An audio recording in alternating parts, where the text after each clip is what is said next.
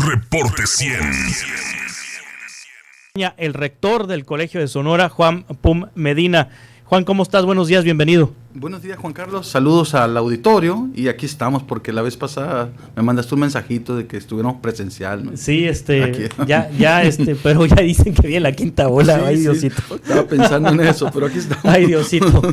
Sí, es que entre verdes, amarillos, rojos, y olas y semáforos y demás, pero bueno, en este momento sí se puede, mientras se pueda, todo bien. Y sí. Juan ha invitado también al espacio del Colegio de Sonora al rector del Instituto Tecnológico de Sonora, Jesús Héctor Hernández López, a quien saludo por teléfono esta mañana. Jesús, ¿cómo está? Buenos días. Hola, muy buen día, Juan Carlos. Buen día a la audiencia, buen día, rector. Juan Pum, gracias por la invitación. Sí, ¿está en altavoz, rector? Sí, rector. Ya lo desactivé. Sí, gracias, mejor para escucharlo mejor. El Congreso aprobó este martes que quede claro el tema de la autonomía del Colegio de Sonora y del ITSON. Juan, ¿por qué es importante esta decisión del Congreso? Bien, es importante primero porque se inauguran nuevas etapas. Una nueva etapa en el Colegio de Sonora, ahorita el rector de ITSON lo mencionará para su institución, porque esta nueva etapa tiene que ver con aclarar una ambigüedad que en el caso del colegio desde 1985 estaba presente. Desde 1985 se nos visualiza, cuando se nos dota de la ley orgánica, se nos visualiza como organismo descentralizado, no del Estado, del Poder Ejecutivo. Entonces esa ambigüedad nos generó bastantes tensiones, bastantes presiones, sí, bastante hostigamiento de parte de las burocracias de la Secretaría de Educación y Cultura de sexenios anteriores, incluyendo el sexenio que se fue el pasado. Sí. Por eso yo quiero cerrar esta parte diciendo que estoy aquí para dar las gracias. Para dar gracias al gobernador del estado de Sonora, el doctor Alfonso Durazo Montaño, quien el 28 de enero del presente año, en el aniversario 40 de la institución, anunció el reconocimiento de la autonomía plena.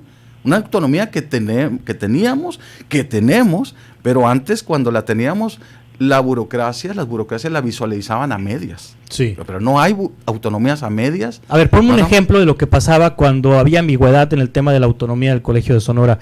En un ejemplo de algún hecho en donde la autoridad del gobierno del estado pues les hacía manita de coche, y vamos a ponerlo en términos muy coloquiales. Hay varios episodios oscuros, pero te voy a decir uno menos oscuro. Sí. Cuando te llegan los oficios de recorte de personal. Así como si fuera. ¿Sí? Totalmente. ¿Y es el menos oscuro? Y es el menos oscuro. O sea, que llegaba una orden para que corriera gente. Totalmente. El sexenio pasado, en una reunión en la Secretaría de Educación y Cultura, nos fuimos citados, nos quitaron celulares para entrar a la reunión presidida por la gobernadora, y lo tengo que decir, era una situación para pues correr personal. Sí. Entonces, ¿podían obligar con esa ambigüedad al colegio a correr personal? No, totalmente. Ellos podían, porque la sentencia era así, ¿no? El argumento era así. Si no lo hacen ustedes, lo vamos a hacer nosotros. O sea, te cortamos el sueldo de estos académicos, de este personal, y ahí a ver sí, cómo le pagas. Totalmente. Entonces, yo por eso. ¿Y qué pasó ahí? ¿Se hizo el recorte? No, para nada. Yo admiro a los rectores y rectoras que me antecedieron, que lograron sacar adelante los trabajos. Y en mi caso, que llevo 4 años al frente de la gestión, pudimos enfrentar esa situación. Era un desgaste innecesario. Exacto, bien dicho, Juan Carlos. Era una pérdida de tiempo. Sí. Y estarles aclarando que somos autónomos, mire, somos autónomos. Y entonces, por eso esa ambigüedad no es menor, no era algo menor para nosotros, era una grande, que tenía que ver con que una autoridad ingresar a la institución, se postulara para rector y tener que batallar. Y qué bueno que pasó ahorita en el primer año de gobierno, porque luego pasa que los gobernadores en el primer año de gobierno llegan bien demócratas y muy ciudadanos y todo lo que quieras, y al segundo año algo hay en esa silla que empiezan a perder contacto con la realidad y empiezan a perder piso, y algo les pasa, hay que revisar. Bueno, tú has investigado historias de gobernadores y demás. Pues estudié ciencia política. En el primer año andan muy demócratas, pero ya en el segundo se les empieza a olvidar, en el tercero se hacen se hacen locos o se hacen autoritarios, ya en el cuarto empiezan a perder poder y en el quinto, sexto andan queriendo rescatar lo perdido, pero bueno. Esperemos que no en este sexenio. Vamos, hasta ver. A ver, rector del Itzon, también en el Itzon había ambigüedad en cuanto a la autonomía, ya se la dotó el Congreso. ¿Qué va a cambiar para el Itzon, Jesús Héctor Hernández López? Sí, Juan Carlos, mira, el Itzon es una universidad pública estatal autónoma desde 1976, Congreso del Estado de aquellos tiempos le otorga la autonomía al crear su ley orgánica, y esta fue publicada el 2 de octubre de 1978 en el Boletín Oficial del Gobierno. El Itzon autónomo del 76 y crece y se desarrolla de manera armónica, presupuestos paritarios me refiero al subsidio federal y estatal, 50% y 50%, o el peso a peso que conocemos. Sí. Y esto avanza, la institución creciendo, se desarrolla en el sur de Sonora, todos sus campus son del periodo 76-2006. El problema sucede en el año 2006, cuando cambia el tratamiento presupuestal de la universidad, al considerar los recursos propios del Itzon como ingresos del Estado, para luego utilizar los ingresos o esos mismos ingresos como una partida de aplicación de recurso propio para el mismo organismo, pero ya tratando de completar el subsidio estatal. Sí. Y este tema, pues, en 16 años viene de menos a más, donde las cantidades de subsidio estatal que no se aportan porque los recursos propios del Itzon son del Estado y luego se le regresan, entonces tiende a tener cantidades ya considerables, y esto afecta la sostenibilidad financiera de la universidad. No tenemos un campus Hermosillo, no tenemos un campus Nogales, no tenemos un campus San Luis, cuando hay tantas necesidades de una oferta pública autónoma. Esto pues lo consideramos nosotros como un freno de desarrollo de la universidad, que pudo haber generado mucho beneficio, más del que hemos logrado sí. A la fecha. El Itzon está confinado en Empalme, Guaymas, Navojoa, Ciudad Obregón. Esto es la vertiente de sostenibilidad financiera. La segunda tiene que ver con los ejercicios de fiscalización. El Instituto Superior de Auditoría y Fiscalización hace su trabajo de manera normativa, y entonces él atiende a los documentos que son el presupuesto de ingresos y ley de ingresos del Estado y el decreto de presupuesto de egresos, donde el Itzon no es considerado órgano autónomo, sino considerado organismo de la administración descentralizada del Poder Ejecutivo. Sí. Y entonces hay observaciones muy importantes de BISAF hacia el Itzon sobre la forma en que nosotros realizamos nuestros procesos, que son conforme a nuestra ley orgánica, pero ellos dicen que debemos ajustarnos a ser un organismo público descentralizado de la administración estatal. Y eso nos ha generado de alguna forma pues desenfoque a la función sustantiva, al cumplimiento del objeto social de la universidad, tratar de atender estos procesos, ¿no?, que ahora ya están en responsabilidades administrativas para servidores públicos de la universidad. No, sí, ya me imagino los del ISAF, en lugar de andar tras la estafa maestra o tras la operación Zafiro, ahí andan dándole guerra a ustedes, pues, ¿no?, con trámites absurdos. Totalmente. Pues son temas de que nuestro consejo directivo, que más de autoridad, por ejemplo, se comporte o que siga una ley del año 2006 para las entidades paraestatales del gobierno a ese nivel de cumplimiento. Uno debe reconocer también el trabajo del ISAF, que ha ayudado a identificar áreas de oportunidad en procesos básicos, ¿no? Eso también hay que reconocerlo. Yo también quiero agradecer al gobernador Alfonso Durazo Montaño, su equipo de trabajo, al Poder Legislativo. Esto creo que hay una coincidencia, pues rápidamente pues hemos logrado que esto que se ha peleado, luchado por 16 años, sí, ya esté a punto de concretar. ¿A usted le pidieron recortes el sexenio pasado? Así como se le pidieron al Colegio de Sonora. No fue a ese nivel, pero el recorte viene en la aprobación del presupuesto. A fin de cuentas, sí. Cuando debiera ser una cantidad, aprueban menos porque tus recursos propios los consideran. O sea, la autonomía, Juan Pum, la autonomía se va a traducir en más recursos para las instituciones. No necesariamente. Se va a traducir, mira, el concepto de autonomía universitaria, o la autonomía en las instituciones, en las CIES, instituciones de educación superior, es un principio o un concepto que marca la relación entre las universidades y el Estado. En medio está. Entonces es bien importante.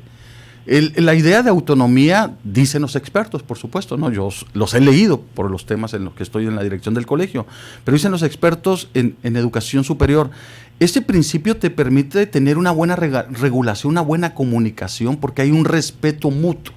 El Estado respeta el trabajo, el autogobierno de las universidades, y las universidades respetan el trabajo del Estado, como bien lo dice el rector de Ixon, incluyendo el de las instituciones fiscalizadoras, que son bienvenidas las instituciones fiscalizadoras, que si las instituciones que recibimos dinero público, se nos tiene que esculcar, como se dice, sí. se nos tiene que revisar. El tema aquí es que con esta idea de autonomía, puede tener, en ese marco de respeto recíproco, se puede trabajar en lo que es la misión y la visión de las instituciones de educación superior. Forma recursos humanos, que aquí tienes el apoyo, haz investigación y si no te podemos dar para proyectos, tú tienes la libertad de buscar los recursos para tus proyectos. Entonces, si lo ponemos de esa manera, podemos decir, bueno, no necesariamente, digo yo en mi lectura, es que implique que nos van a dar más recursos. Lo que sí nos van a quitar es el peso, como bien dice el rector de Ixon, de que tú solicitas y te recortan burocracias, ciertas burocracias, te lo recortan. En nuestro caso, vuelvo a reiterar, se nos daba poco presupuesto, pero aparte nos pedían el recorte, pues en ciertos momentos. Entonces era una locura, perdón por el concepto. Sí, tengo igual, y me corrigen, rector del Ixon y rector del Colegio de Sonora, un ejemplo del respeto a la autonomía ha sido, no sé, a lo mejor estoy equivocado, el proceso de renovación de rectoría de la Unison. Ahí yo recuerdo el sexenio anterior, hasta la Fiscalía Anticorrupción le mandaron a Heriberto Grijalva Monteverde, rector en aquel momento, porque la gobernadora y su gente quería imponer rector en la Universidad de Sonora y la universidad resistió.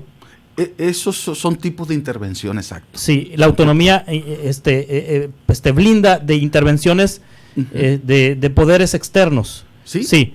Ahora, la pregunta es, está muy bien eso, qué bueno, pero ¿cómo hacerle para que luego no se eternicen administraciones en los cargos de las universidades, como en el Ixon, que estuvo Russo como ¿cuántos años? 20 y tantos años. Jesús Héctor Hernández López, luego, y bueno, en la universidad que durante muchos años gobernaron los químicos. Está muy bien que no se metan los gobernadores, pero luego ¿cómo se van a blindar ustedes para que no sean solo unos cuantos académicos o grupos muy específicos quienes gobiernen las universidades, o que no vaya a pasar lo de Guadalajara, que está esta familia metida desde los Padilla hace muchos años? Ahí les pasó con Russo en el Ixon, Jesús Héctor, que se eternizó en el cargo. Sí, pues ha habido una historia de la universidad.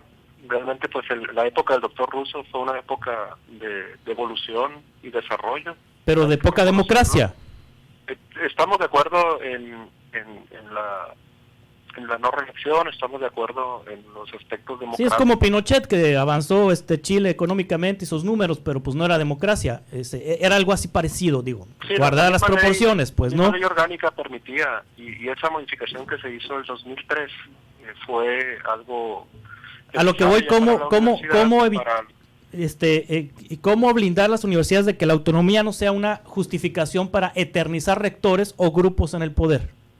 Esa es mi pregunta específica.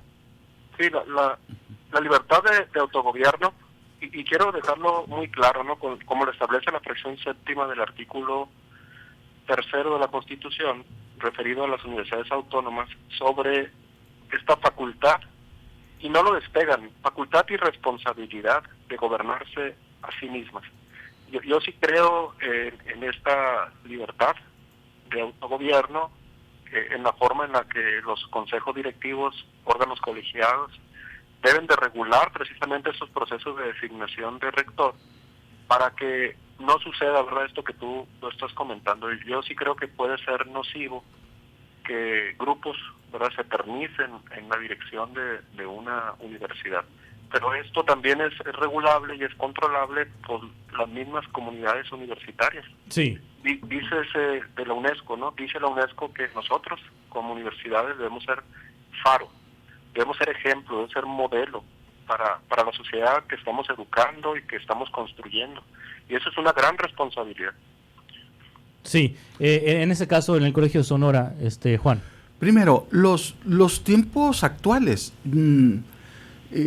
ya están erradicando ese tipo de situaciones, los tiempos actuales en términos de lo que se discute en la agenda de la educación superior. Ya no es permitible, por eso las leyes orgánicas, si las revisamos, ya se permite nada más un periodo de reelección, pero tiene que ver justo pues con esa reelección, con concretar proyectos, concretar las actividades y se terminan los periodos. Si uno revisa instituciones de educación superior a lo largo de México, salvo los casos que se me puedan escapar, en casos como Guerrero, como Oaxaca, puede ser que todavía existan eso.